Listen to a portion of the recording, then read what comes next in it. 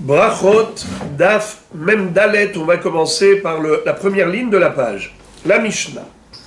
Hevi'u lefanav maliach batehila upat imo mevarech ala maliach upoter et apat. Shehapat tefela lo. Zehaklal, conclut la Mishnah. Kol sheu ikar ve'imo tefela mevarech ala ikar upoter et atefela. Alors, à titre pédagogique, je vais commencer par la fin de la Mishnah, car elle nous donne la règle, le principe de base, lequel Ikar vetafel. Lorsque nous avons deux aliments, l'un est le principal, l'autre est accessoire. Alors, on fait la bracha sur le principal, sur le Ikar, ou poter et atafel, et on acquitte l'aliment accessoire. En l'occurrence, la Mishnah nous parle d'un cas précis, à savoir quelqu'un qui a mangé du maliyah. Maliyah, nous dit Rashi, kol davar malouah. Tout aliment salé, comme par exemple, de nos jours, c'est les anchois qui sont très salés, ou par exemple des olives vertes ou des olives noires très salées. Imaginons n'importe quel aliment maliyah, qui est très maloua. Et ensuite, après avoir mangé cet aliment, par gourmandise, eh bien, ensuite, il a mal à la gorge. Il a mal à la gorge. Alors qu'est-ce qu'il fait? Pour faire passer le sel qui lui pique, il prend du pain. Ce pain-là, il n'a pas besoin de faire la bracha. Il fera pas motzi lehem min haaretz, car il est acquitté par la bracha de l'olive ou de l'anchois. La bracha qu'il a faite sur le maliyah l'acquitte pour le pain. Acquitte le pain.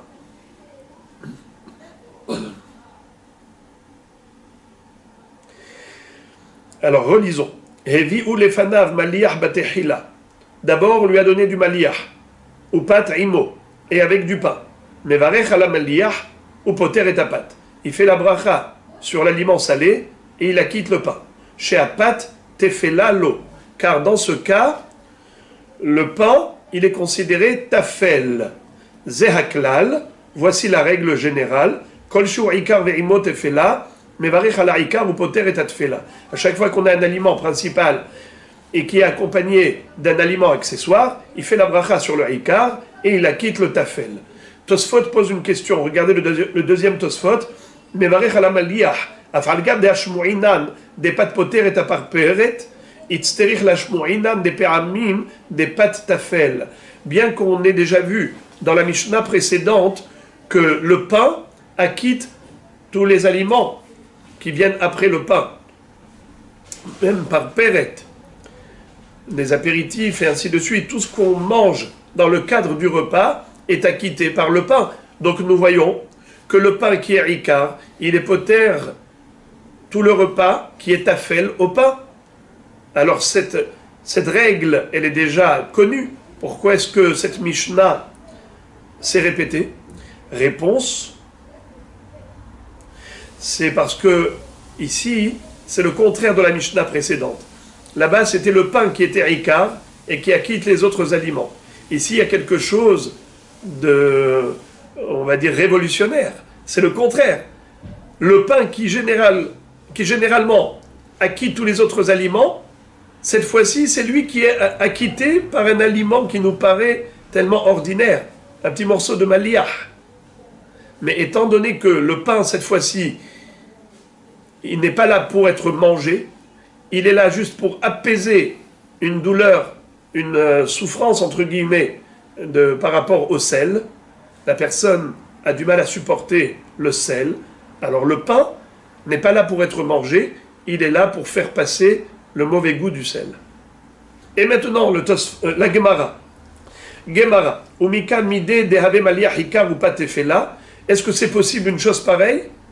Que l'aliment salé soit le principal aliment et que le pain ne soit que accessoire, Comment c'est possible une chose pareille?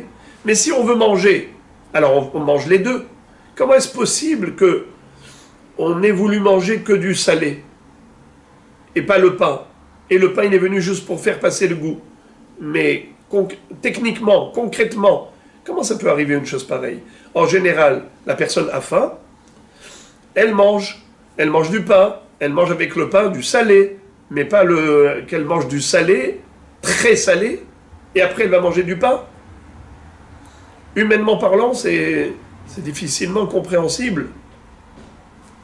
La Gemara demande comment c'est possible que ça arrive.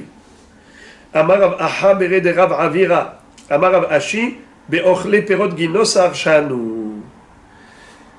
L'exemple que nous donne la Gemara, c'est des gens qui ont mangé des fruits de Ginosar.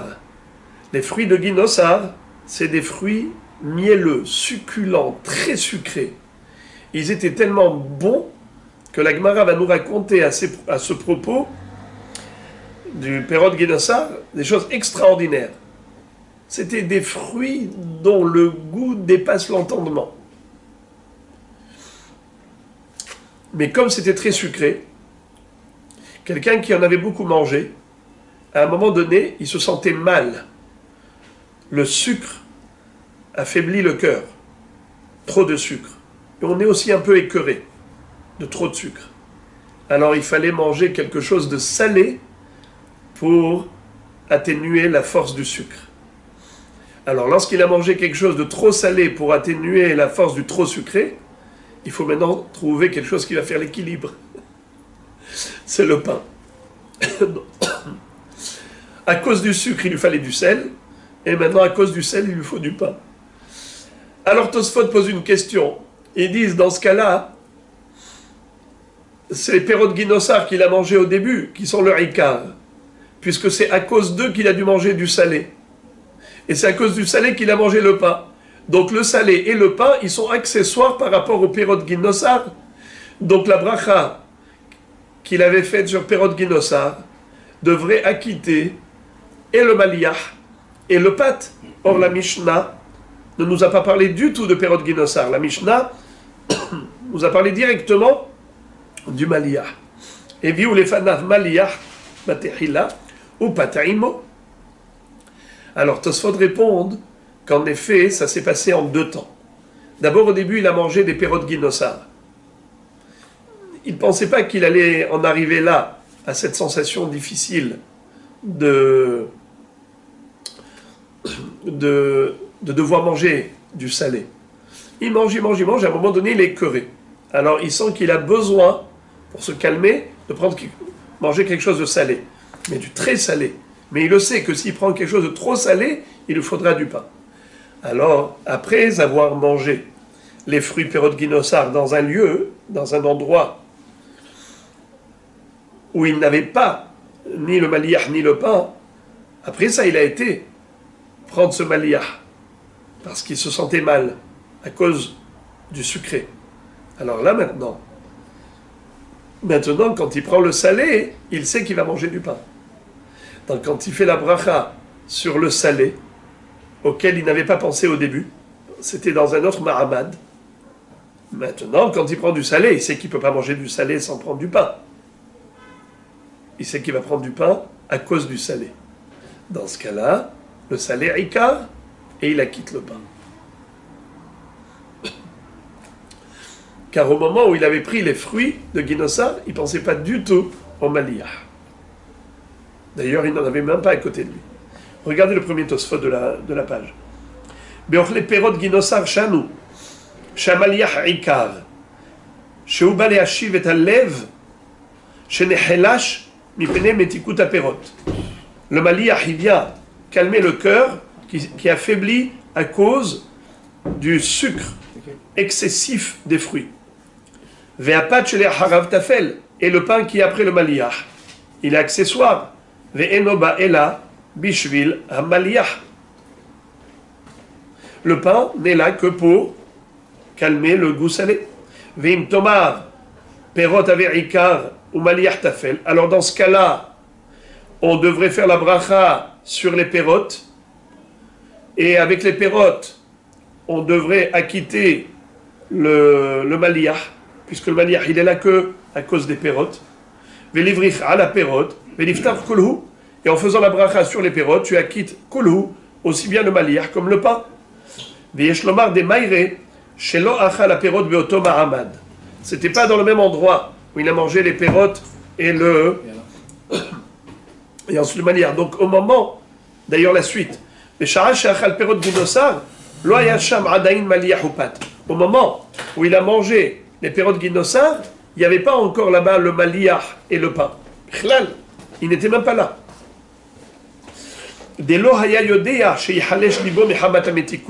Parce qu'il ne pensait pas à ça, qu'à un moment donné, il allait en arriver là, à se sentir mal à force de manger des fruits sucrés. Il n'avait pas pensé à cela au moment de la bracha. Donc au moment de la bracha, c'est sûr qu'il ne pensait pas à quitter le maliah et le pain. Et maintenant, la Gemara va nous faire un descriptif de ce qu'étaient les pérotes guinosar, et c'est extraordinaire.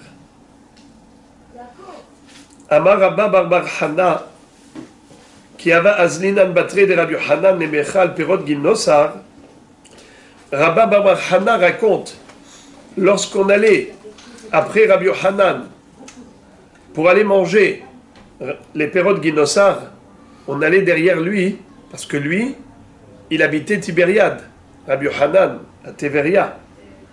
Alors, lorsque nous étions une centaine d'élèves, qui avinan bemea, menaktinan l'école had vehad asara asara. Chacun prenait 10 fruits pour manger. Vechiavinan be asara, et si nous étions 10 élèves, menaktinan l'école had vehad mea mea. Chacun prenait une centaine de fruits. Vechol mea minayhu, hava mahazik leu tsana bartlata save.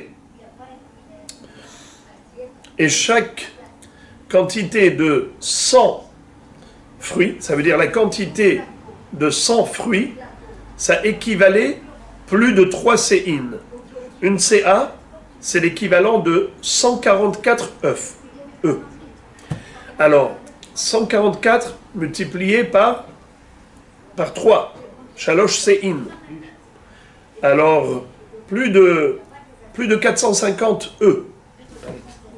Le volume. Comme, imaginez-vous, 500 œufs. Une palette. C'était ça ce qu'il mangeait. Ça fait à peu près 8 kilos. Si on fait un calcul sur la base de 54 grammes par œuf, dans une CA, il y a 144 œufs. Puisque dans une CA, il y a 6 cabines. Dans un cave, il y a 4 logim. Dans un log, il y a 6 betsim. Donc 6 x 4 x 6. 6 x 4, 24. 24 x 6 égale 144. Donc on a déjà 144 œufs. Chaque œuf étant 54 grammes.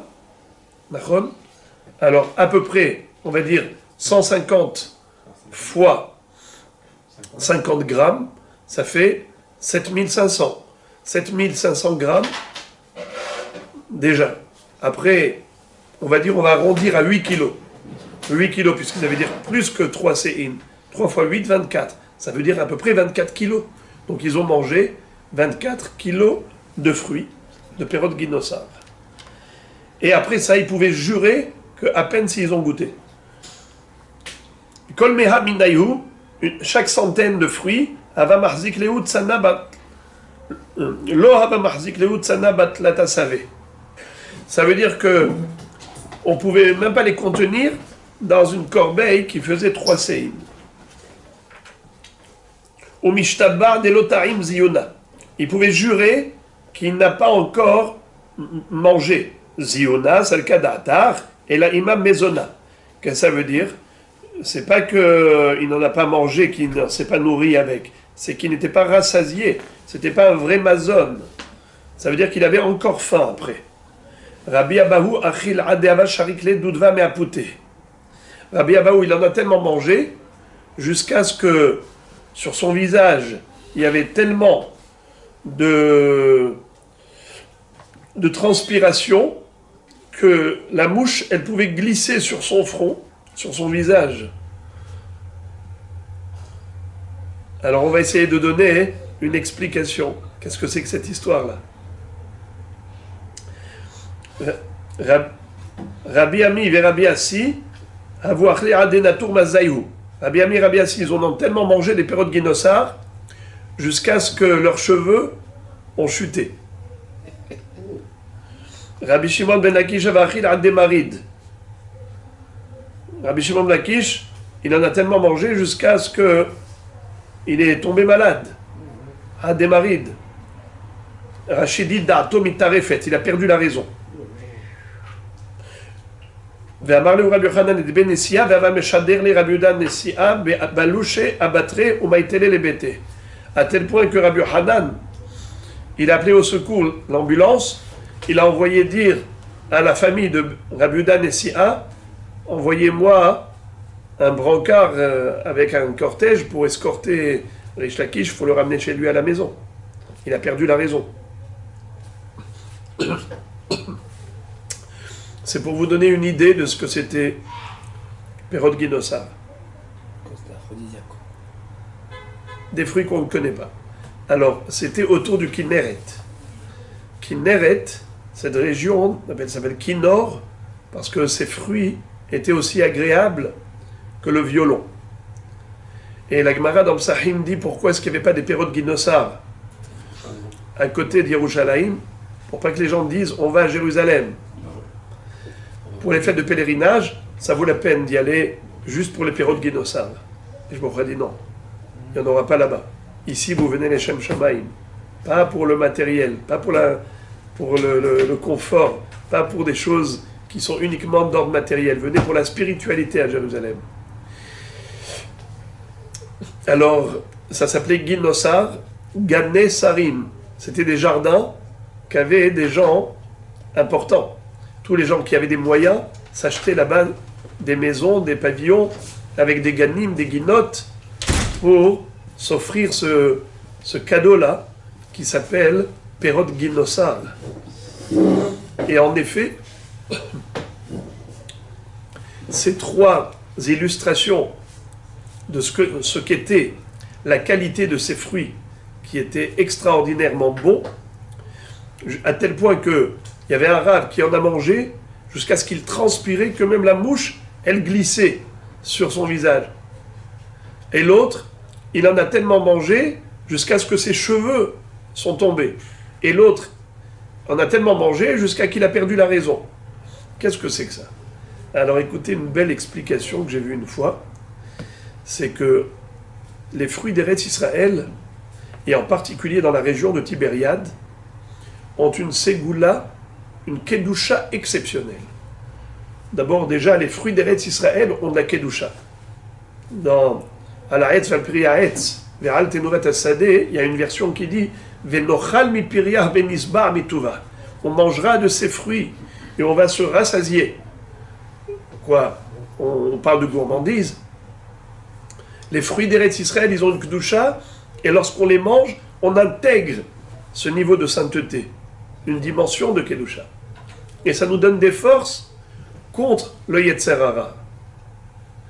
Le Yetzer Hara a été comparé à une mouche.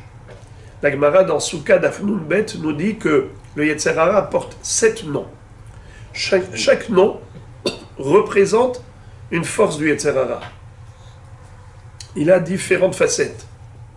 Le Zvouv, c'est aussi un des noms du Yetzer Hara. Comme la mouche, quand tu la remballes d'un côté, elle revient de l'autre. Elle ne te lâche pas. Ainsi, le Yetzer Hara, il ne te lâche pas. Tu le renvoies d'un côté, il revient de l'autre côté. Zvouv. Eh bien, c'est tzadikim qui ont mangé ces fruits de guinossar à tel point que la mouche, elle glissait sur leur visage. Ça veut dire qu'il n'y avait plus de Yetzer Hara. La Kedusha était tellement intense qu'ils avaient intégré au plus profond d'eux-mêmes ce niveau de Kedusha que, ça y est, le Yetzer Hara n'avait plus d'emprise sur eux. Celui dont on dit qu'il a perdu la raison, comme dit Rashi, Da'ato mitarefet, on sait que Da'at, le Hetzat Da'at, le fruit de la connaissance, qui a été le fruit interdit à Adam Arishon, et depuis qu'il a mangé ce fruit de la connaissance du bien et du mal, le Yetzer Hara est rentré en nous. Eh bien, ces tzadikim là, ils ont atteint un niveau à tel point que la Kedusha est rentrée en eux, qu'ils se sont débarrassés du Etz Da'at Tovara de Adam Arishon. Ça veut dire que le Yetzer Hara n'avait plus d'emprise sur eux. C'est ça ce que ça veut dire Da'ato Mitarefet. Le Da'at, le Etz Da'at, qui était le Yetzer Hara par excellence, qui a été introduit dans le corps humain, avant que Adam Arishon ne mange de ce fruit interdit, il n'y avait pas de Da'at Tovara dans l'homme. Il n'y avait que du Tov. Le Ra, il était à l'extérieur, c'était le serpent qui était venu pour inciter Adam. Mais quand il a mangé de ce fruit, eh bien désormais, le Ra est rentré dans l'homme. Lui, Adedato mitarefet. Tellement de Gdusha, Rish Lakish a introduit en lui que ce Da'at Tovara, le Da'adra a été complètement dégagé, évacué. Et celui qui dit que ses cheveux sont tombés, d'après la Kabbalah, les cheveux représentent les forces de Toum'a qui sont accrochées à l'homme. C'est pour ça que le Metzora, il fallait qu'il se rase entièrement. Le Shevet Lévi, le jour de son intronisation, quand ils ont remplacé les Bechorim qui avaient commis la faute du Vaudor, les premiers-nés, qui ont été disqualifiés, c'est qui a été qualifié désormais? Les Lévim, les Kohanim. Mais le jour de leur élection, il fallait qu'ils se rasent entièrement, qu'ils retirent tous les poils. Donc, les cheveux, c'est le corps des Hitsonim qui s'agrippe et qui s'accroche à l'homme. Jusqu'à ce que les cheveux sont tombés, c'est-à-dire, une fois de plus, que les kochot de Toum'a n'avaient plus d'emprise sur eux. Et tout ça, c'était avec les Perot Ginosar, de cette région du Kinneret. Vous savez que le Harizal Akadosh avait un élève, Rabbi Chaim Vital. C'est lui qui a écrit tous les ouvrages de la Kabbalah, des enseignements de son maître, du Harizal. C'est pas le Harizal lui-même. Mais son élève n'arrivait pas à comprendre et à garder en mémoire tout cela. C'était trop fort, trop dense, trop profond, tout ce qu'il lui enseignait le Harizal. Alors qu'est-ce qu'il a fait pour lui donner la capacité? Il a été au Kinneret, et là-bas se trouve, dans le Kinneret, comme nous le dit la Gemara, le Be'er Miriam. Le puits de Myriam a une ségoula de Refoua, a une ségoula de Chochma, celui qui boit de l'eau du Be'er Miriam. Et après que Myriam est décédée, après que Am Israël est rentré en Eretz Israël, le Be'er Miriam, il est resté dans le Carmel, il est resté dans le Kinneret, celui qui se trouve sur le mont Carmel, il peut voir comme une forme de marmite au milieu du Kinneret. Le Harizal lui a donné à boire à Rabbi Chaim Vital du Be'er Miriam, lui il savait où est-ce qu'il se trouvait, et il est devenu Chacham.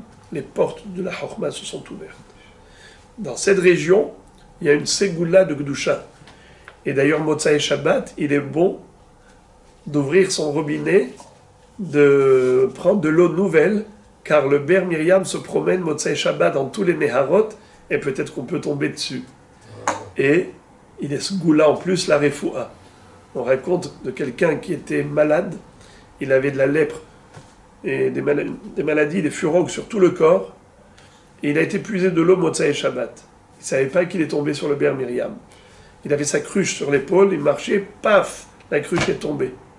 L'eau a giclé, là où les gouttes ont touché son corps, ça a guéri immédiatement.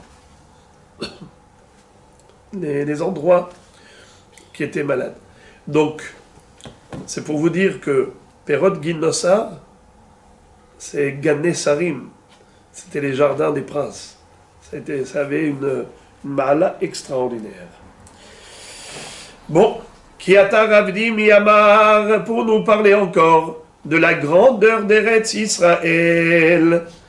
Même matériellement, il y avait une bracha à l'époque qui était extraordinaire. Aïr Achat Aïtalo Leyanai Hamelech Behar Hamelech שהיו מוצאים ממנה 60 ריבו ספלי טרית לקוצצי תאנים מערב שבת לערב שבת. Qu'est-ce que ça veut dire? Yanaï Amelech était un roi d'Israël à l'époque du deuxième Beth Amikdash. Il avait eu la chance de promouvoir Am Israël sur le plan économique, sur le plan militaire, stratégique. Il avait eu des victoires triomphales et il avait construit un endroit qui s'appelait Har HaMelech, la montagne du roi. Là-bas, il avait des milliers de villes, à tel point que la Gemara dit dans Maseret Gittin qu'il y avait un Tzedoki qui a dit à Rav, c'est du mensonge ce que vous racontez. Eretz Israël est tellement petite, on ne peut même pas mettre 600 000 roseaux, et vous nous parlez de 600 000 villes qu'avait Yanaï Amelech, c'est quoi ça? Il lui a dit, Eretz Israël s'appelle la terre de la gazelle, la terre du cerf.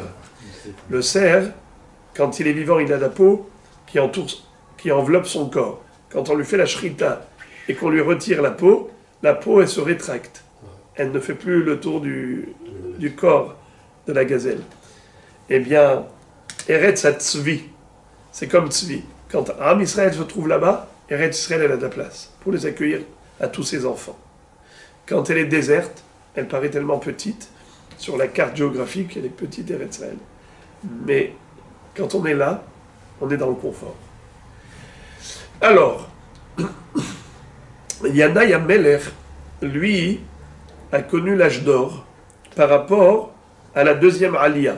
Lorsque Am Israël est rentré la première fois avec Yehoshua ben Nun, successeur de Moshe Rabbeinu, ils sont arrivés, ils se sont installés avec une puissance extraordinaire en Eretz Israël. Ishtachat Gafno, Ishtachat Enato, tout allait bien. Shlomo Amelech a construit le Beth Amikdash, c'était merveilleux, jusqu'à malheureusement la destruction du temple à cause de nos péchés. On s'est retrouvé 70 ans en Babylonie, Galut Bavel. On est revenu plus tard avec Ezra Sofer. Il y avait à peine 42 000 juifs et quelques. Le roi Koresh avait donné le droit de reconstruire Beth Amikdash, mais c'était tellement difficile. Il y avait énormément de peuples voisins qui ne souhaitaient pas voir Israël se reconstruire. Ils les embêtaient. Ils étaient en guerre, en train de reconstruire. Et ils étaient dans la pauvreté, dans la galère. Plus tard, Yanaï Amelech a connu l'âge d'or. Et lui va leur dire à ses contemporains, on va faire une très grande sérouda pour remercier Hachem de nous avoir offert l'opulence, le confort, alors que nos ancêtres vivaient dans la galère. Il leur a dit, on va faire un repas, on va avoir des tables en or, mais le repas sera comme des gens qui vivent dans la misère, que des plantes. C'est ça ce qu'ils ont mangé, nos ancêtres. Ils ont mangé des herbes. Ils ont mangé des plantes vertes, comme de la laitue, de la romaine, brocoli, mâche. C'est ça ce qu'ils ont mangé. Alors nous aussi, on va faire un repas luxueux, mais on va manger des trucs comme nos ancêtres pour avoir le contraste. D'une part, beaucoup de richesse, d'autre part, la galère. Eh bien,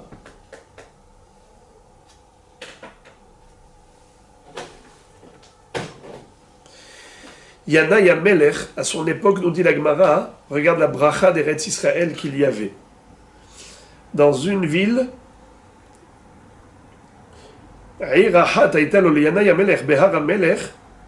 cette ville, elle était située dans ce qu'on appelait Tour Malka, la montagne du roi.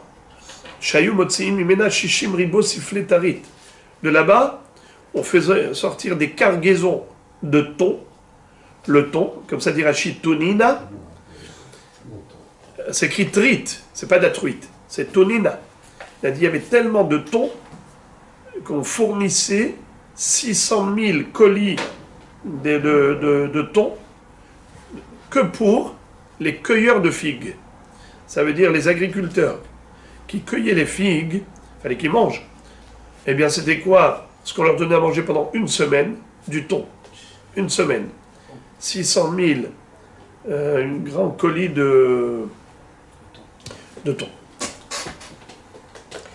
Ça, c'était que pour les agriculteurs, pour une semaine.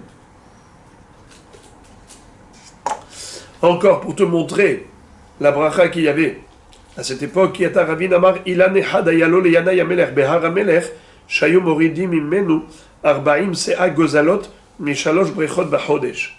Qu'est-ce que ça veut dire? À l'époque, ils mangeaient des coquelets. C'était des pigeons. Ils avaient des pigeonniers et ils mangeaient des pigeons. Des bons pigeons rôtis. Ah, alors, lui, il avait un arbre où il y avait, dans cet arbre, tellement de pigeons que tous les mois, ils arrivaient à avoir 3 productions de pigeons.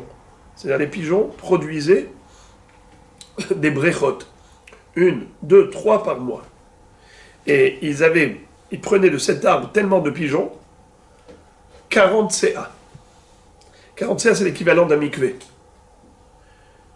C'était la production de l'arbre en pigeons. Les pigeons qui étaient dans l'arbre. Tous les mois, ils allaient prendre de là-bas des pigeons, ils en avaient pour 40 CA par mois. Ça veut dire que, rien que pour un arbre, imagine-toi tout le reste, tout ce qu'il y avait. C'est pour te montrer la richesse et la bracha qu'il y avait à cette époque de Yanaï Amelech. Ki ata Rabbi Yitzchak Amar, Eir achat hayta beretz Israël begufnit shema, שהיו בה 80 זוגות אחים כהנים נשואים לשפונות זוגות אחיות כהנות. Il y avait une ville en Eretz Israël où il y avait 80 frères, ça veut dire des couples qui étaient mariés, 2 frères avec 2 sœurs. 2 frères de Kohanim, mariés avec une autre famille de Kohanim, 2 sœurs. Et il y en avait 80 comme ça. Pourquoi ils se mariaient qu'avec des Kohanim, Kohanot? Ils voulaient se marier qu'avec des gens où ils étaient sûrs de leur yichus. Ils ne voulaient pas se marier avec des gens où on avait des sfekot. Ils voulaient le haut de gamme au niveau yichus. Être sûr que c'est vraiment des familles sans problème. Des Kohanim, des Kohanot. Les Kohanim se mariaient qu'avec des Kohanot. 80 pères de Kohanim avec 80 pères de Kohanot. Comment elle s'appelle la ville? Gufnit. Ça vient du mot Geffen. Geffen, la vigne. Ta femme sera comme une vigne. Ishtecha ke Geffen puria be'arkete betecha. Nous dit David Amelech dans Tehilim. C'est pour dire que à cette époque, Eretz Israël avait une bracha, pas uniquement sur le plan matériel, mais même sur le plan spirituel. C'était l'âge d'or, la perfection dans la vie de tous les jours, matériellement et spirituellement. Donc c'est pas étonnant qu'il y ait des périodes guénossar. Quand on te parle des fruits tellement succulents, tu te dis, mais attends, c'est du rêve ou de l'utopie ou de la réalité? Et bien on te dit que c'était une époque où Akadosh Baruch Hu déversait sur le Ham Israël une grande bracha. Et la Gemara dit qu'à l'époque de la galoute en Babylonie, Batku Rabbanan Misura ve'ad ne'ardea ve'lo ashkehu bar binte de Rav Chizda Davun et Sivan Nerami bar Hama ou bar Okva bar Hama afalgav de inhi havu kahanata inhu lo havu kahane. C'est-à-dire qu'on a essayé de chercher en Babylonie à l'époque de Rav Chizda, est-ce qu'il y avait quelque chose qui ressemblait à l'époque d'Eretz Israël avant la destruction du temple? On a trouvé en tout et pour tout 2 frères qui étaient mariés à 2 sœurs. C'était Rami bar Hama et Mar Okva bar Hama, qui étaient mariés avec les 2 filles de Rav Chizda, mais elles étaient Kohanot, pas eux. Donc on n'a pas eu vraiment l'équivalence, même pas dans un cas. Amarav, Kol Seuda Shen Ba Melach Ena Seuda. Vous avez vu que la Mishnah parlait de Maliah. Vous vous rappelez? Quand on a mangé tellement de sucré, tellement de fruits sucrés, qu'on avait besoin de prendre un peu de sel pour apaiser un peu et atténuer la force du sucre, eh bien la Gemara nous dit que tout repas a besoin de sel. Le sel, c'est quelque chose d'extraordinaire. Les gens n'accordent pas d'importance au sel, mais en réalité, tout repas qui n'est pas accompagné de sel n'est pas un repas. Imaginez-vous tous les aliments qui ont été mangés lorsqu'ils sont fades, ça n'aurait pas été satisfaisant. Comme on dit, je reste sur ma faim. Pourquoi? Pour une histoire de quelques grains de sel. Amar Rabbi Chia bar Abba, Amar Rabbi Yochanan kol serouda shenba, serif ena serouda. Et ici il dit que c'est plutôt seraf. Ils avaient une sorte d'aliment qui aidait à la digestion. Alors, nous dit la Gemara, Rav disait que toute serouda sans sel n'est pas digne de ce nom, mais aussi Rabbi Yochanan nous dit que toute serouda qui n'a pas le saraf qu'on mangeait après le repas pour aider à la digestion, c'est pas un bon repas. Et maintenant la nouvelle Mishnah. Achal anavim ou te'enim verimonim, mevarech acharehem shalosh berachot, divrei Rabban Gamliel. La Mishnah nous dit que quelqu'un qui aurait mangé des raisins, des figues, des grenades, après cela, il faut qu'il fasse shalosh berachot. C'est quoi shalosh berachot? C'est les 3 brachot de Birkat Hamazon. Car vous le savez, que Minatora, il n'y a que 3 brachot dans Birkat Hamazon. Hazan et Akol, Ala Aretz vers Amazon et Boné Yerushalayim. Tandis que la 4e bracha de Hatov vers Métiv, ça a été rajouté bien plus tard, lorsque malheureusement les Romains avaient tué les habitants de Bétar. Ils ont interdit de les enterrer. Ils sont restés exposés pendant 7 ans d'affilée. Et après 7 ans, les Romains ont permis de les inhumer. Eh bien, les Chachamim ont à ce moment-là instauré cette bracha 4e de Birkat Hamazon de Hatov et Amétiv. Pourquoi? Hatov shelo isrihu ve Amétiv shenitnu likvura. Il y a eu ici un double bienfait d'Akadosh Baruch Hu, c'est que premièrement, le corps de ces pauvres gens qui avaient été tués par les Romains n'a pas pourri. Il n'y a pas eu de putréfaction du corps. Donc, premier nes. Deuxièmement, chez Nitnu Likvura, ils ont mérité une sépulture pour préserver leur dignité humaine. C'est pour ça qu'on a fait la bracha de Hatov et Amétiv. Ça s'appelle donc, malgré tout, Shalosh Brachot, car initialement, Birkat Hamazon était composé de 3 brachot. Et maintenant, on va voir aussi qu'il y a ce qu'on appelle Me'en Shalosh. Ce qui ressemble à Birkat Hamazon, c'est quoi? C'est Ala Michya ve'ala Kalkala, Ala Etz ve'al Peria Etz, Ala Gefen ve'al Peria Gefen. C'est une bracha qui résume les 3 thèmes, qui compile les 3 sujets. On va parler de la nourriture, on va parler de Eretz Israël et du Beth Amikdash. Donc on va parler de ces 3 éléments. De Achila, de Alamihya vers la Kalkala, Ve'al Tenuvat Asadeh vers Eretz Hemdato V'Uchava, Uvnei Yerushalayim Ira Kodesh Bimhera Biyameinu. Ça veut dire que on parle des 3 sujets. Et même de Tov ou Métiv, Kiata Tov ou Métiv Lakol. Donc on va parler de Hatov et Métiv. Alors voilà, selon Rabban Gamliel, quelqu'un qui a mangé des fruits d'Eretz Israël, c'est-à-dire Eretz Israël a été loué, glorifié. Hachem a vanté ses qualités en disant la production d'Eretz Israël, c'est Hita, le blé, Seora, l'orge, Gefen, la vigne, Te'ena, la figue, Rimon, la grenade, Zaït, Zetchemen, l'olive, et Dvash, c'est le miel de date, les dattes. Alors, celui qui a mangé, comme par exemple, Anavim, Te'enim, Rimonim, d'après Rabban Gamliel, il faut faire Shalosh Brachot, c'est-à-dire Birkat Hamazon. Vachachamim omrim, Bracha Ahat, Me'en Shalosh. Les Chachamim vont dire que on doit réciter qu'une seule bracha, à la Michya val Kalkala, pas à la Michya val Kalkala parce que c'est des fruits, donc à la Etz, vers al Peria Etz. Rabbi Akiva Omer, Afilu achal shelek vehu mezono, mevarech alav shalosh brachot. Pour Rabbi Akiva, quelqu'un qui a mangé ne serait-ce qu'un légume bouilli, et il en a fait son repas, il doit faire Birkat Hamazon. Alors nous avons ici 3 chitotes. La halakha, elle est comme nous le savons, quelqu'un qui a mangé des fruits d'Eretz Israël, il fait que bracha hat me'en shalosh, al ha'etz ve'al peri ha'etz. Mais il faut le savoir que d'après Rabban Gamliel, on faisait carrément Birkat Hamazon. Il faut savoir que Rabbi Akiva, il va encore plus loin. Il dit qu'il faut faire Birkat Hamazon, pas seulement pour les 7 fruits d'Eretz Israël. N'importe quel légume que tu as bouilli, tu en as fait ton repas, eh bien c'est un repas. Tu dois faire Birkat Hamazon. Ve'achalta ve'savarta u'berachta.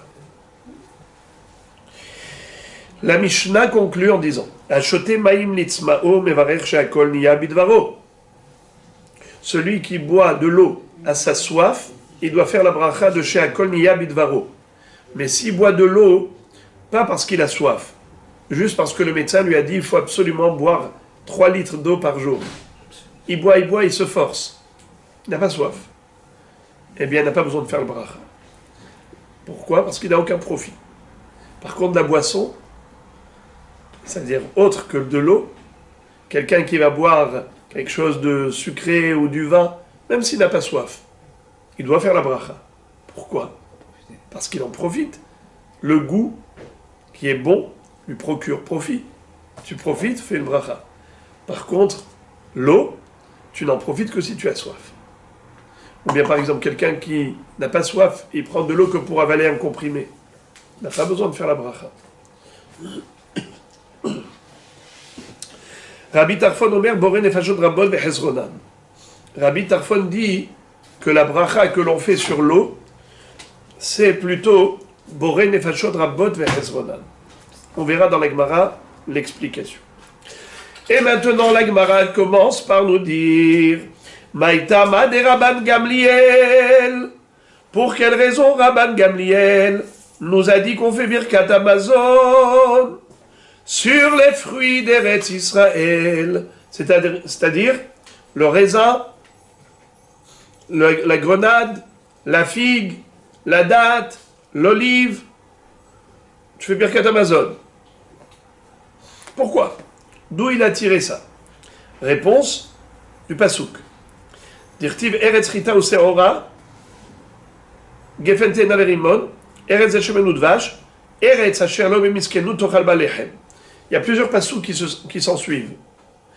Premier pasouk, c'est qui te parle des 7 fruits d'Eretz Israël. Après, on te dit une terre où tu ne manqueras pas de pain. Une terre où tu as les 7 fruits, une terre où tu ne manqueras pas de pain. De la même façon que tu fais Birkat Hamazon pour le pain, parce que juste après, qu'est-ce qui est écrit? Ve'achalta ve'savarta u'berachta. Juste après. Et Hashem Elokecha la'aretz hatova asher natan lach. De la même façon que tu dois faire Birkat Hamazon pour le pain, tu dois faire Birkat Hamazon pour les 7 fruits qui ont été énumérés juste avant. Donc voilà, c'est très simple. La Gemara dit Verabanan, Ifsik Eretz Ifsik Ha'inyan.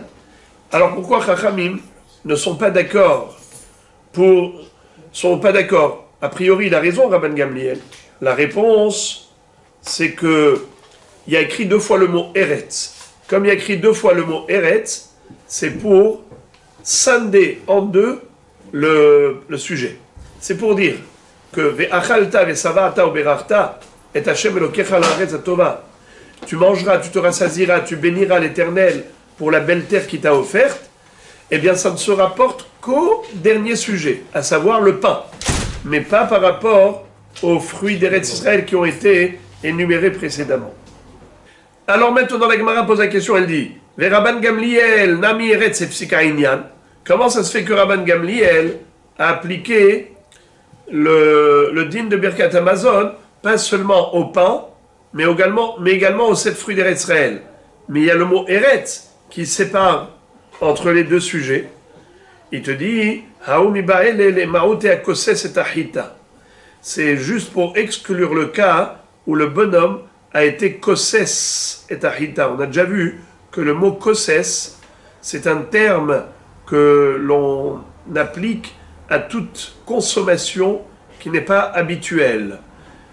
kosses. Par exemple, le blé et l'orge. Le blé et l'orge, comment on le mange? En tant que pain, en tant que gâteau. C'est-à-dire on a moulu le blé, l'orge, et on a fait de la farine. Mais quelqu'un qui va manger ça en tant que graine, il va le mettre au four, il mange des graines. C'est pas une façon normale de manger Hita ou Se'ora. Alors c'est ça ce qu'on vient de te dire. Behemet, Hita ou Se'ora mérite Birkat Amazon. Mais pas dans tous les cas de figure. Parfois je mets Eretz pour interrompre, pour dire que si tu as mangé le blé et l'orge de manière inhabituelle, c'est-à-dire non pas en tant que pain, mais en tant que Hita ou Se'ora tel quel, eh bien il n'y a pas de Birkat Amazon. Tu feras Boré Nefashot. Il y avait même une possibilité, une hypothèse que Tosfot ont évoqué de faire Ala Adama vers Alperi Adama pour le blé. Ah oui. Celui qui mangerait du blé tel quel. Mais en tout cas, ce qui est sûr, c'est qu'on ne fait pas Birkat Amazon si tu manges que des graines de blé. Et pourtant, il a bien dit qu'on fait Birkat Amazon pour les 7 fruits d'Eretz Israël.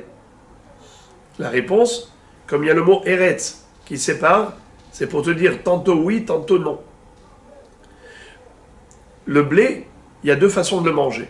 Soit en tant que lechem, soit en tant que graine. Eretz asher lo bemiskenu tochal ba lechem ve'achalta ve'savarata ou berarta. Tu feras Birkat Amazon que si tu l'as mangé en tant que lechem. Mais du Hita ou Se'ora, que tu as mangé en tant que kosses, en tant que graine, alors là, il n'y a pas de Birkat Amazon à réciter. Amar Rabbi Yaakov Aridi, Amar Rabbi Chanina.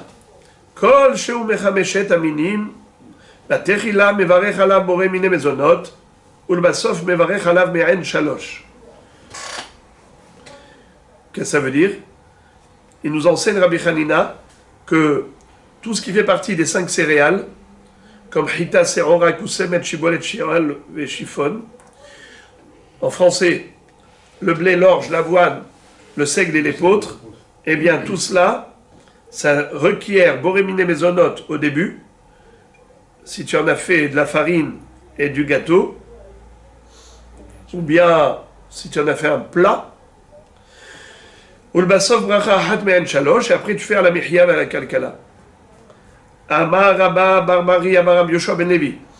Kol shu mishivat aminim mitchilam varech boré pri ha'etz ulbasov bracha hat me'en 3. Rabbi Yoshua ben Levi va dire tout ce qui fait partie des 7 fruits d'Eretz Israël. Alors au début on fait Boré Peri Haetz, évidemment quand il s'agit des fruits de l'arbre. Donc je répète une fois de plus, le raisin, la figue, la grenade, l'olive et la date. Et à la fin on fait la bracha de Hat Me'en 3, comme on verra à la Haetz vers Peri Haetz. Amarle Abaye Rabdimi Maïnehu bracha Hat Me'en 3. Lui a dit, est-ce que tu peux me rédiger la bracha, me formuler la bracha qu'on doit réciter après avoir mangé l'un des 7 fruits d'Eretz Israël? Il lui a dit, apéré d'Eretz, al Haetz ve'al peri Haetz ve'al tenuvat hasadeh ve'al Eretz chemda tova uchava she'inhalta larotenu lechol miperia ve'lisboa mituva. Rachem Hashem Elokenu al Israël amar ve'al Yerushalayim irach ve'al mikdashach ve'al mizbechach ve'tivnei Yerushalayim ira kodesh b'mehera b'yameinu ועלינו לתוכיו שמחנו בה. nous dit שמחנו בבניינה, כי אתה טוב ומיטיב לכל. Très bien. etc. דחמשת המינין, על המחיה ועל הכלכלה ועל תנובת השדה, etc. וחותם על הארץ ועל המחיה. termine en disant על הארץ ועל המחיה. pas à la מחיה ועל הכלכלה, parce qu'il ne faut pas terminer une bracha avec 2 sujets différents. Alors tu vas me dire, alors pourquoi à la Aretz et à la Mihya, c'est déjà 2 sujets différents? Non. Eretz et Mihya, c'est le même sujet, car c'est la terre qui donne la Mihya. Shbaruch Hu nous a donné la terre qui donne le Mihya. C'est un dérivé. La nourriture qui est dérivée de la terre. Regardez d'ailleurs. Mihtam b'may hatim, ki atar abdi miyamar, Rabbi Hatim berosh chodesh. Baruch Mekadesh Israël Veraché Hodashim, Hachamai, Rav Chizda Amar ala Haaretz ve'al Perotea, Rabbi Yochanan Amar ala Haaretz ve'al Perot. Alors, comment est-ce qu'il fait la Hatima? Rashi dit, Rabbi Hatim Rosh Chodesh. Rabbi avait dit que Rosh Chodesh, quel bracha on fait dans Moussaf? Baruch Ata Hashem Mekadesh Israël Veraché Hodashim. Israël c'est une chose, et Rosh Chodesh c'est autre chose. Comment ça se fait qu'il conclut une bracha avec deux sujets différents, Israël et Rosh Chodesh? Mais on a une règle, on n'est pas Chotem Bishnaim. En Chotmin Bishnaim. On ne doit pas être Chotem avec deux sujets. Achamai Michatminan Betarte Ke'agavna Kegon ala Haaretz ve'al Perot Ve'lo avia Hatima Bishtaim Mamash Kedem Faresh la Perek Shlosha She'achlu. Ça veut dire quoi? C'est qu'en réalité, tu peux dire à la Haaretz ve'al Perotea et c'est pas considéré comme deux sujets. Pourquoi? Parce que même Mekadesh Israël Veraché Hodashim, c'est pas considéré comme deux sujets. Pourquoi? Parce que la Kedusha de Rosh Chodesh, elle provient d'Israël. Dieu a été Mekadesh Israël qui est Mekadesh le Rosh Chodesh. Katshinhu les Israël des Katshe les Zmanim. L'un est dérivé de l'autre. Sans Israël, il n'y a pas de Kedusha de Rosh Chodesh. Même le jour de Rosh Hashanah, quand les Malachim disent à Kadosh Baruch Hu, c'est quand qu'on va siéger pour juger les gens. Alors il leur dit, attendez, c'est eux qui y fixent. Lorsque Am Israël vont dire Mekoudash, ils vont proclamer Rosh Chodesh, Rosh Hashanah c'est Rosh Chodesh, eh bien, là on pourra siéger au tribunal, sinon il faut attendre demain. Mekadesh Israël Veraché Hodashim. Comment je pourrais Mekadesh Rosh Chodesh par Israël? Donc c'est le même sujet. L'un est dérivé de l'autre. Alors, Baruch Hashem ala Haaretz ve'al Perotea. C'est le même sujet. Les pérotes proviennent de la terre. C'est le même sujet. Et maintenant, la Gemara va se focaliser sur le terme précis employé dans cette bracha. Rav Chizda Amar ala Haaretz ve'al Perotea. Rabbi Yochanan Amar ala Haaretz ve'al Perot. Rav Chizda a dit merci Hachem pour la terre et ses fruits à elle. Tandis que Rabbi Yochanan va dire merci Hachem pour la terre et les fruits. Amar Rav Amram ve'la peligé halan ve'aleu. Rav Amram dit qu'il n'y a pas de mahloket. Ça dépend où est-ce qu'on habite. En Babylonie, on dit ala Haaretz ve'al Perotea. Et en Eretz Israël, on dit ala Haaretz ve'al Perot. Matkif la Rav Nachman bar Yitzchak. Rav Nachman bar Yitzchak objecte et dit c'est pas possible. C'est contraire à la logique. Pourquoi? Inhu achle ve'anan mevarchin. Eux, les habitants d'Eretz Israël, ils mangent de ces fruits, ils ont la chance d'avoir les fruits d'Eretz Israël, et c'est nous qui devons faire la bracha en Chutz La'aretz. Et là, il faut inverser. Rav Chizda amar ala Haaretz ve'ala Perot. Rav Chizda qui est en Babylonie, il disait ala Haaretz ve'ala Perot. Et Rabbi Yochanan qui habitait en Eretz Israël disait ala Haaretz ve'al Peroteha. Merci Hachem pour la terre et ses fruits. Amar Rav Yitzchak bar Avdimi mishum Rabbeinu. Rav Yitzchak bar Avdimi disait au nom de Rav ala be'a ve'al minne kufra batechila mevarech she'akol ulbasov boré nefashot rabot. Il disait que pour l'œuf que l'on mange ou bien pour toutes sortes de viandes, au début, on fait la bracha de she'akol niyamid varo. Et à la fin, boré nefashot rabot. Aval yarkalo. Mais pas pour les légumes. Ça veut dire que, à l'époque, il faisait quoi comme bracha pour les légumes, après manger?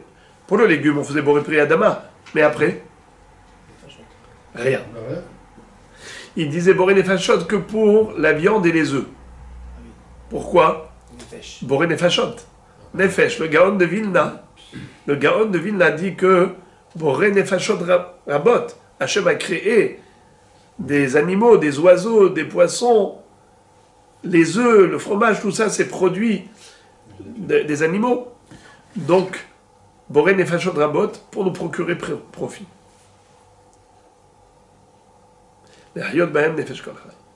Par contre, les Yerakot, on ne faisait pas de bracha. Les Rabbi Yitzhak Amar, Afilu Yarka. Les Rabbi Yitzhak disaient que non, même pour les légumes, il faut faire la bracha de Boré Nefashot. Aval Maya, l'eau. Par contre, pas pour l'eau. Les Rav Papa Amar, Afilu Maya. Rav Papa dit pas seulement pour les légumes, il faut faire Boré Nefashot Rabot, mais même après avoir bu de l'eau, il faut faire Boré Nefashot Rabot. La Gemara raconte Mar Zoutra, Avid Kerav Yitzhak bar Avdimi, Verav Shimi bar Ashi, Avid Kerav Yitzhak, Vesimanach, Had Kitre, Utre Kehad. La Gemara nous raconte deux histoires. Il y avait un Rav qui s'appelait Mar Zoutra. Lui, il a tranché la halacha comme qui? Comme Rav Yitzhak bar Avdimi. Qu'est-ce qu'il avait dit au nom de Rav? Il avait dit qu'il n'y a pas de Boré Nefashot après les végétaux ou après l'eau. C'est uniquement après les animaux. Lorsqu'on a mangé de la viande animale ou un dérivé de l'animal, là on fait Boré Nefashot Rabot. Mais après avoir mangé un végétal ou un minéral, c'est-à-dire soit des légumes, soit de l'eau, eh bien il n'y a pas de bracha à faire après manger, après avoir bu. C'est ce qu'il avait dit. Eh bien Mar Zoutra a fait comme lui. Ça veut dire quoi comme lui? Comme Rav Yitzhak bar Avdimi, qui disait que Boré Nefashot, c'est uniquement après les produits d'origine animale. Ve Rav Shimi bar Ashi, Avid ke Rabbi Yitzhak. Par contre, Rav Shimi bar Ashi va faire comme Rabbi Yitzhak. Qu'est-ce qu'il disait Rabbi Yitzhak? Il disait que même pour le Yerek, c'est-à-dire même pour des légumes, il faut faire Boré Nefashot. Mais pas après l'eau. Alors, vous voyez que les deux s'appellent comment? Rabbi Yitzhak. Seulement, il y en a un qui s'appelle Rabbi Yitzhak bar Avdimi et l'autre Rabbi Yitzhak tout court. D'accord? Eh bien, regardez. Comment tu vas faire pour te rappeler? Mar Zoutra a fait comme Rabbi Yitzhak bar Avdimi. Et Rav Shimi bar Ashi, il a fait comme Rabbi Yitzhak. Eh bien, la Gemara dit, il y a un mnémotechnique. Deux ont fait comme un, et un a fait comme deux. C'est quoi cette histoire? Il y en a un Hacham qui s'appelle Rabbi Yitzhak bar Avdimi. On a cité son nom et le nom de son père. L'autre, Rabbi Yitzhak, tout seul. On n'a pas cité le nom du père. Par contre, les rabbanim qui ont appliqué la halakha, il y en a un qui s'appelle Mar Zoutra, on n'a pas cité le nom du père. Rav Shimi bar Avashi, on a cité le nom du père aussi. Alors il dit, le 1 a fait comme 2, et le 2 a fait comme 1. Un bon mnémotechnique. Bien que les deux s'appellent Rabbi Yitzhak, tu ne vas pas t'embrouiller. Tu veux savoir comment tu ne vas pas t'embrouiller? C'est très simple. C'est que, rappelle-toi, 2, 1, 1, 2. Allez les amis, appliquez. Mar Zoutra, il a fait comme qui? Comme 2. Comme Rabbi Yitzhak bar Avdimi. Et Rav Shimi bar Ashi, c'est 2, il a fait comme 1, comme Rabbi Yitzhak. Et qu'est-ce qu'avait dit Rabbi Yitzhak bar Avdimi? Qu'il n'y a pas de Boré Nefashot, ni pour les Yirakot, ni pour l'eau, que pour les animaux. Et qu'est-ce qu'a dit Rabbi Yitzhak? Pour les Yirakot, mais pas pour l'eau. C'est qui a rajouté l'eau? Rav Papa. Rav Papa amar afilu maya. Amar Ravashi, Anna, Zimna lechimat kirna avina kekulhu. Ravashi a dit, lorsque je m'en souviens, eh bien, en effet, je fais comme toutes les opinions, comme Rav Papa qui a dit afilu maya. Pas seulement d'origine animale, pas seulement les aliments d'origine végétale, mais même d'origine minérale, comme l'eau. Très bien. Maintenant, la Gemara ici va nous répéter une soubia qui figure dans ma Seret Nida, d'Afnon Aleph Amud Bet. Regardez. Là-bas, il y a une Mishnah dans ma Seret Nida. Tnan. Kol shetarun bracha le'acharav, tarun bracha lefanav. Tout élément qui nécessite une bracha après l'action, eh bien forcément il y a eu une bracha avant l'action. Il n'est pas possible d'avoir une action qui requiert une bracha après et pas avant. S'il y a une bracha après, c'est sûr qu'il y a avant. Par contre, l'inverse n'est pas vrai. Mais il est possible qu'il y ait une opération qui nécessite une bracha avant, mais pas après. Alors la Gemara cherche à savoir c'est quoi cette action qui requiert une bracha avant et pas après. Bishlam le Rabbi Yitzhak barav dimi le apuke yarka, le Rabbi Yitzhak le apuke maya, et là les Rav Papa le apuke maï, c'est-à-dire la Mishnah nous a dit qu'il peut y avoir une action qui nécessite une bracha avant et pas après. C'est quoi?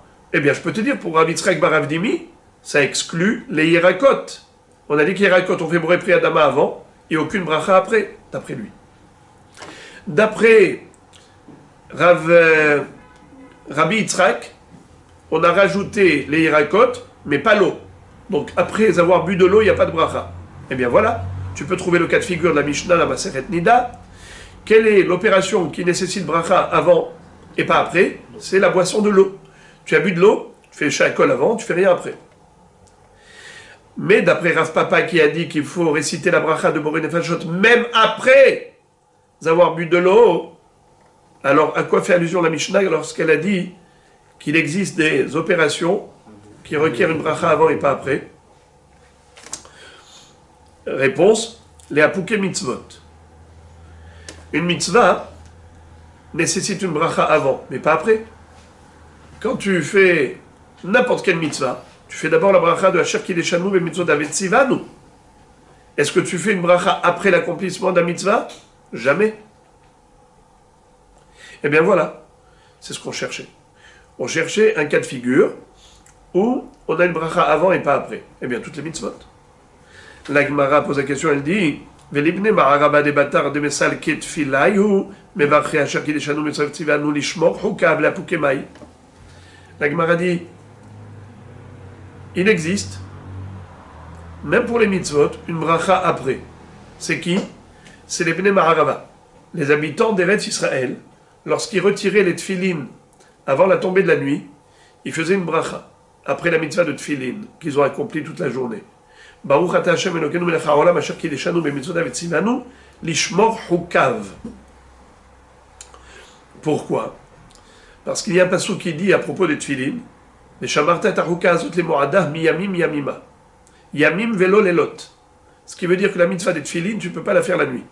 Donc il y a une obligation de retirer les tfilin avant la tombée de la nuit.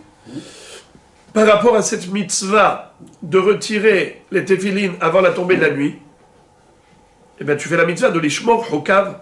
Les shamarta taruka azot le moadah miyamim yamima. Yamim velo lelot.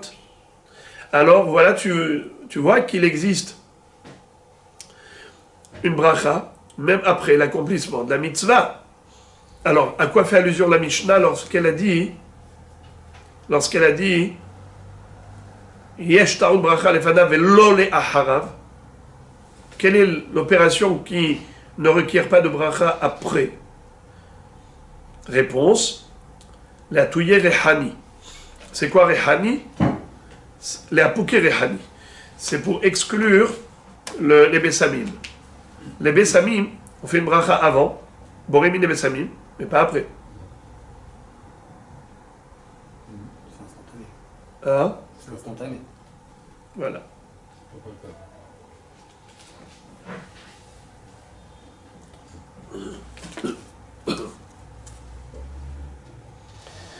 C'est-à-dire que on n'est pas rassasié. Il n'y a pas de hana'a qui reste, qui nous rassasie. Ponctuel. C'est ponctuel. Alors il n'y a pas de bracha après. D'accord? Tosfot pose une question, ils disent mais pourquoi est-ce qu'on a été chercher le parfum? On aurait pu répondre plus simplement. C'est vrai que après les tfilin, les Bnei Maharava faisaient une bracha, mais pour les autres mitzvot, ils ne faisaient pas de bracha. Donc voilà, on aurait pu trouver des opérations qui nécessitent bracha avant et pas après, toutes les mitzvot, sauf tfilin. Parce que même eux, c'est que par rapport à tfilin qu'ils faisaient ça. Tosfot disent que on cherche quelque chose de général. Pas les mitzvot, tu vas dire, ça dépend. Si c'est tefillin, alors il y a une bracha après. Si c'est d'autres mitzvot, il n'y a pas de bracha après. Nous, on cherche une catégorie qui est générale, comme Bessamim. Tous les Bessamim nécessitent bracha avant et pas après. Amar Rabbi Yannai, Amar Rabbi, Kol Sheuka Betsa, Betsa Tova Mimenu. Rabbi Yannai nous dit au nom de Rabbi, tout ce qui est du volume de Betsa, la Betsa est meilleure que lui. Qu'est-ce que ça veut dire? Il y a ici une règle de diététique, de nutritionniste. Tu veux savoir où est-ce que tu retrouveras des protéines et des vitamines? Dans quel aliment? Eh bien dans la Betsa. L'œuf, c'est très riche. Kol sheuka betsa, betsa tova mimenu. Tu mangerais n'importe quel aliment. N'importe quel aliment, tu le manges. Qui a le volume de l'œuf, eh bien l'œuf est toujours meilleur pour la santé que n'importe quel autre aliment que tu mangerais. Ça veut dire tu peux manger d'autres aliments qui ont des vitamines, mais il faut en manger beaucoup pour arriver au niveau de l'œuf. Mais si tu vas manger que un volume d'œuf, l'œuf, si déjà mange de l'œuf, c'est mieux. Kiata Rabin Amar Tava Be'ata Megulgalta Mishita Kiyase Sulta. Qu'est-ce que ça veut dire? Il vaut mieux un œuf Megulgal, c'est-à-dire un œuf à la coque, mieux que des 6 logim de farine. Un log, c'est l'équivalent de 6 betsim. Un œuf, c'est 54 grammes. Donc, 54 multiplié par 6, c'est le volume de Shita Kiyase. Kiyase, c'est un log. Alors, 6 fois 6, 36. Puisque 6 betsim, l'équivalent de 36 œufs.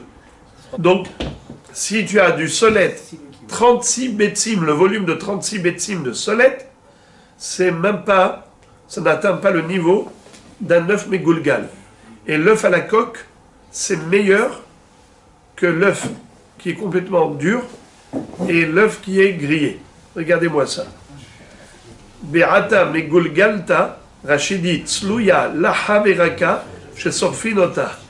Ça veut dire que on grille, on met l'œuf à rôtir et à moitié. Ça veut dire qu'on laisse une partie de l'œuf, tendre et une partie de l'œuf qui est dur. Ça s'appelle Betsa Megulgelet.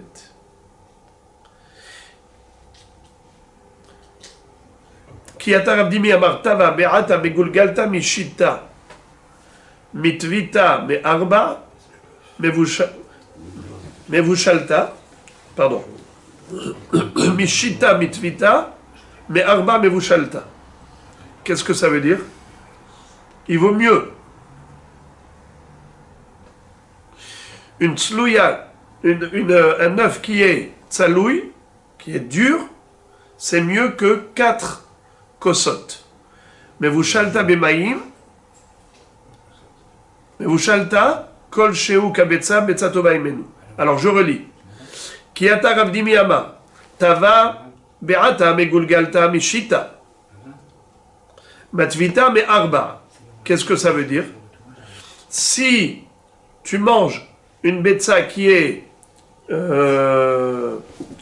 Megulgalet, comme je dis, à la coque, c'est mieux que 6 verres de farine, dont chaque verre c'est un log. Matvita, ça veut dire complètement rôti, un œuf dur. Vous savez comment il faisait? Il posait l'œuf sur le charbon, comme un barbecue. Posait des œufs sur le charbon, sur la cendre et qui cuit là-bas. Maintenant, c'est mieux que arba. Mais vous shalta, kol shuka betsa tova hemenu, les bar mebisra. Et si par contre, l'œuf, il est mevouchal dans l'eau, c'est à ce propos que Rabbi Yannai avait dit que cet œuf, il est meilleur que n'importe quel autre aliment qui aurait le volume d'un œuf. à l'exception de la viande.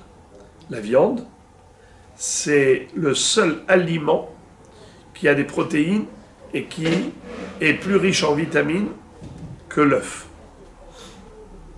Ça veut dire que si tu prends de la viande d'un volume d'un œuf, et tu as le choix entre manger un œuf ou manger un morceau de viande du volume d'un œuf, choisis le morceau de viande. Si ce n'est pas de la viande, choisis l'œuf. Car l'œuf est meilleur que n'importe quel autre aliment du même volume. Fin du shiur de ce soir.